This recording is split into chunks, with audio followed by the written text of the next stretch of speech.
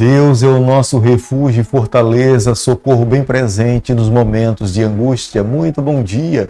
Que a graça e a paz do nosso Deus nessa manhã esteja sobre você e sobre toda a sua família. Jamais devemos nos esquecer. Deus é o nosso refúgio. Ele é a nossa fortaleza. Ele nos socorre nos momentos de angústia. O salmista, quando escreveu esse salmo, ele sabia perfeitamente o que ele estava dizendo. As lutas, dificuldades que tinha passado na vida, mas tinha plena convicção de que Deus estava ao seu lado. Somente Ele lhe poderia trazer a verdadeira vitória. Deixo com você também nessa manhã uma parte da Bíblia do livro de Provérbios, capítulo 15, o versículo 4, onde a Bíblia diz o seguinte: a língua serena é a árvore de vida, mas a perversa quebranta o espírito. Provérbios capítulo 15, o versículo 4. Aqueles que andam ao lado do Senhor têm um domínio próprio. Aqueles que se submetem a Deus permitem que Deus conduza a sua vida através do Espírito Santo.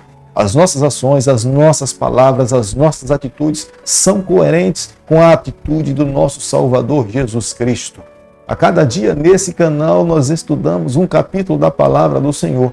E nessa manhã convido você a ter nas mãos a palavra de Deus no livro de Salmo, capítulo 111, o versículo 1. Aleluia! De todo o coração renderei graças ao Senhor, na companhia dos justos e na assembleia. Todas as ações de Deus para a nossa vida é para nos abençoar. Nenhum momento Deus agiu no planeta Terra ou de forma particular entre a Trindade que não fosse com o objetivo de abençoar os seres humanos. Todas as ações do nosso Deus, repito, é com o intuito de trazer bênção, salvação, redimir os seus filhos que estão envolvidos nessa terra com o pecado.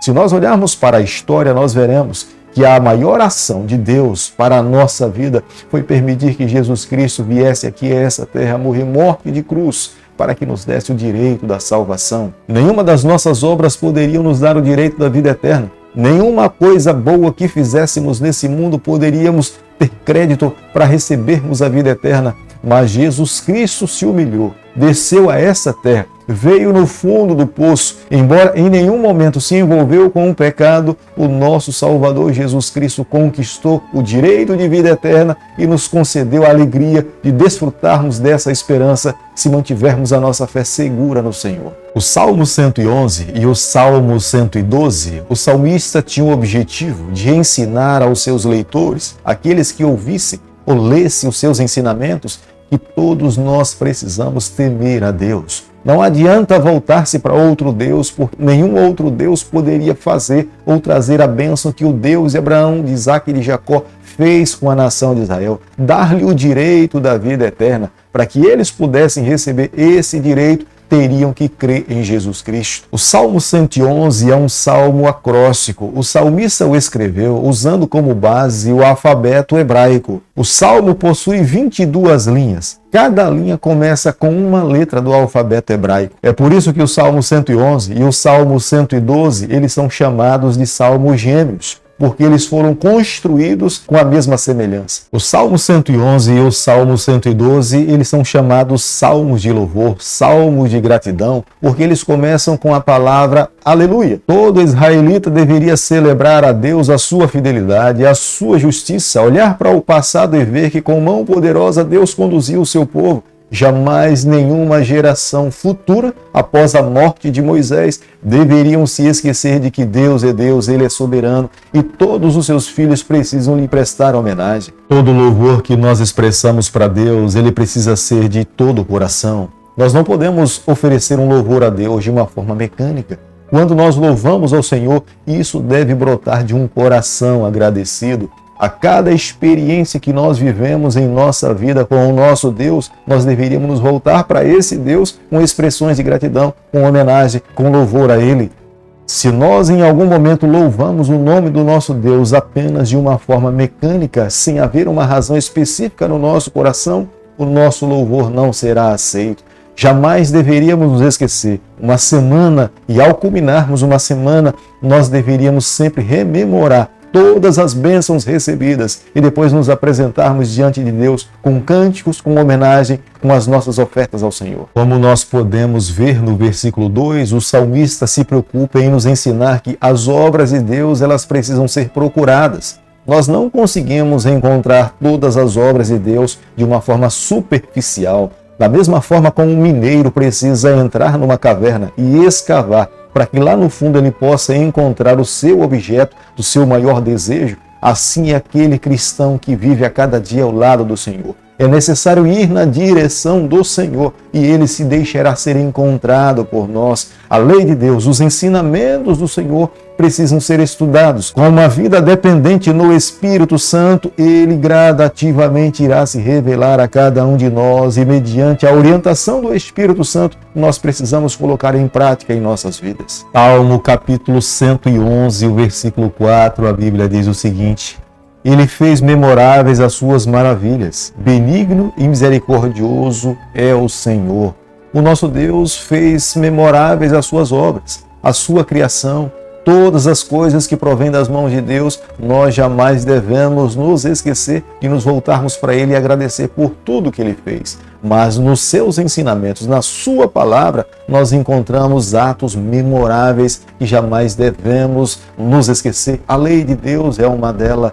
Ela é o caráter e a expressão do nosso Salvador. Quando Deus entregou a sua lei para os seus filhos, Ele estabeleceu a sua aliança de amor, de ser fiel em conduzir e abençoar aquele povo. Mas para que isso pudesse se tornar real na vida do seu povo, eles precisavam também viver uma vida de fidelidade ao Senhor. Quando nós olhamos na história do povo de Deus, nós vemos Abraão foi fiel ao Senhor mediante os seus ensinamentos.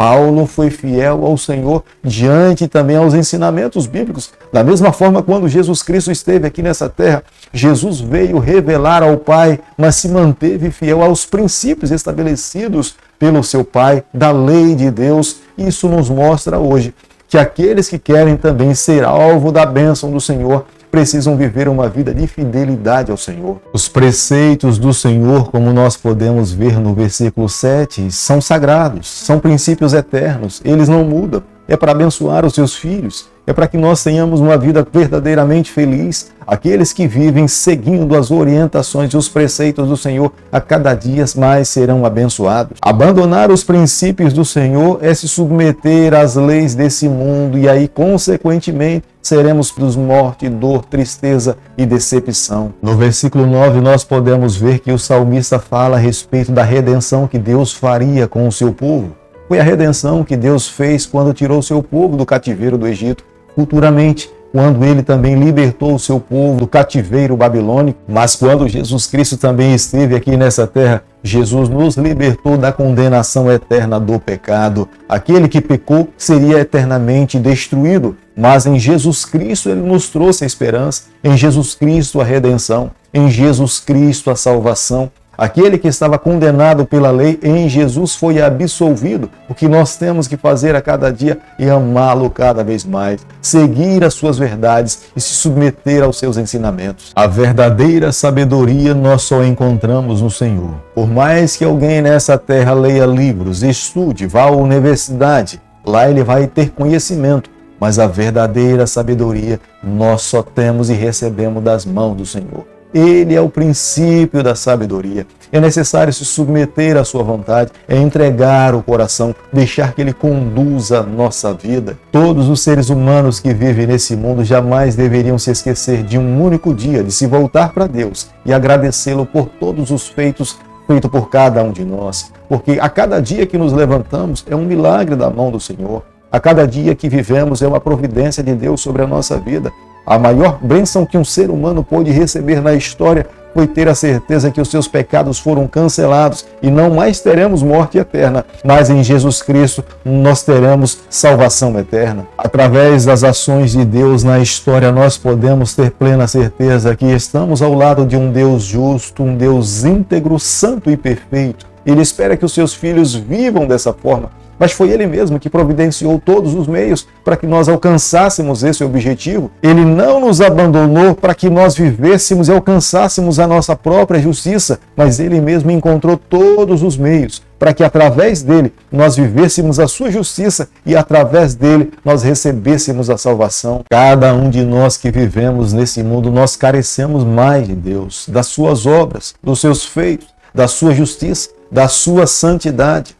Para que nós possamos receber, é pela fé que nós precisamos nos apropriar. Precisamos nos submeter à vontade do Senhor, nos colocar em suas mãos. Todos aqueles que tomam essa uma atitude, recebem essa bênção de Deus e terão o direito de um dia estar com Ele por toda a eternidade.